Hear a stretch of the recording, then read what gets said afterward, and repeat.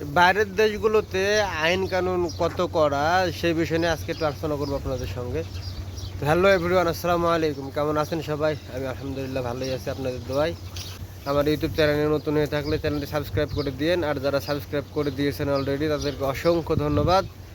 Facebook page থেকে দেখলে পেজটি ফলো করে দিয়ে পাশে থাকেন, যাতে নিত্য নতুন ভিডিও আপনাদেরকে উপহার দিতে পারি। তো মেন বিষয়টা হচ্ছে যে বাংলাদেশের চাইতে বাইরের দেশের আইন কানুনগুলো কত গুণ পরিমাণে শক্ত পাকাপোক্ত সেই বিষয়ে একটু আপনাদের সঙ্গে আলোচনা করব। এখানে হয়েছে কি, কালকে সন্ধ্যার দিকে এক গাড়ি গরু লোড করছি।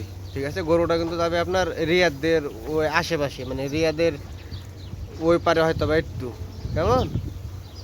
তো কালকে সন্ধ্যার সময় গাড়িটা লোড করছি, এখান থেকে বাড়ি গেছি কিন্তু সন্ধ্যার সময়। আর রিয়াদে হয়তো বা ঢোকার আগেই হোক বা রিয়াদে ঢোকার পরেই হোক, ঠিক আছে, তখন সময় বাজে প্রায় আপনার হয়তো বা রাত্রি আড়াইটা পর্যন্ত। রাত্রি আড়াইটা বাজে তখন হয়তো বা।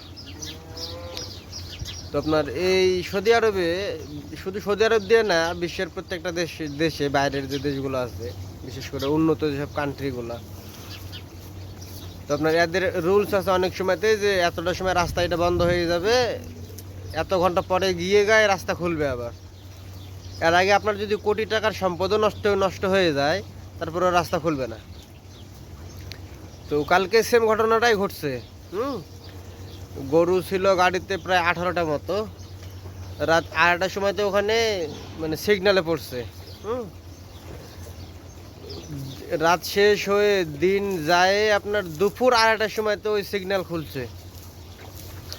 সৌদি আরবের তাপমাত্রা কীরকম এটা তো নতুন করে বলতে হবে না, কম বেশি সবারই জানা।